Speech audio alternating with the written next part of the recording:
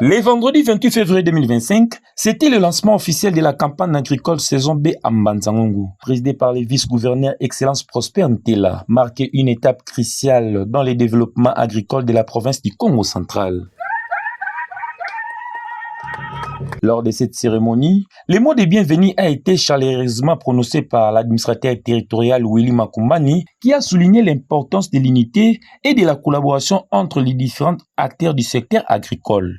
C'est un honneur pour nous de recevoir nos autorités hiérarchiques de la province dans le cadre du lancement de la campagne agricole saison B 2025, qui sont son Excellence, M. le vice-gouverneur et son Excellence, M. le ministre en charge de l'agriculture, à qui nous souhaitons la bienvenue dans le territoire de Mbanzangongo.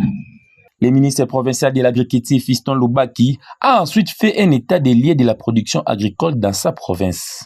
L'importance de l'agriculture n'est plus à démontrer par le fait que, depuis la jeunesse, Dieu donnant la terre à l'homme pour la cultiver et les fruits tirés de celle-ci sont les éléments essentiels pour sa survie. C'est pourquoi Hippocrate, considéré comme le père de la médecine, dit que ton aliment soit ton médicament et que médicament soit ton aliment.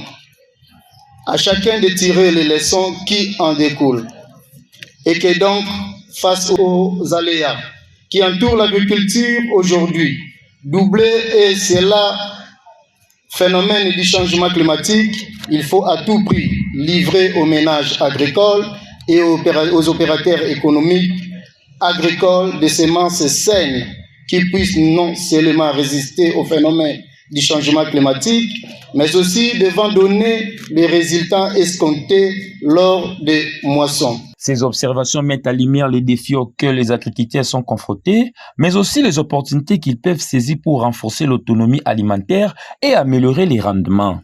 Semences devient la plus appelée ça non. Que semences ça m'a accompagner agriculture à beno. Bengue ça l'a déjà dit là, bengue kunaka déjà. Mais nous avons un grand défi à relever. Vous allez être d'accord avec nous que les agriculteurs sont menacés. Papa Nike na boala Angola, bamekuma cultiver plus que nous.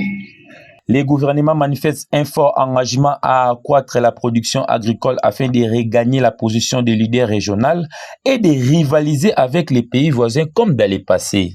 Je voudrais exprimer une profonde reconnaissance aux partenaires techniques et financiers du gouvernement de la République pour leur accompagnement et particulièrement à la société Lucas Sarli, qui ne m'a hésité de financer cette activité que le ministère provincial a la charge de piloter.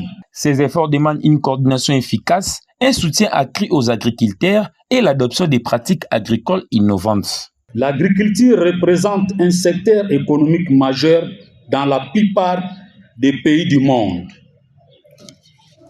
Dans l'hémisphère sud, 3 personnes pauvres sur 4 vivent en zone rurale où la majorité des ruraux ou paysans dépendent de l'agriculture. Et quand cela tient, notre pays, la République démocratique du Congo, se trouve dans ces lots et particulièrement notre province du Congo central qui a pour vocation première l'agriculture. Il est impératif que chaque acteur, qu'il soit agriculteur, technicien ou décideur, s'investisse pleinement dans cette noble mission. Comme nous l'avons suivi, nous avons une grande concurrence dans notre pays en général et en province, dans notre province du Congo central. Parfois, les biens importés coûtent moins cher par rapport à ce que nous produisons nous-mêmes ici.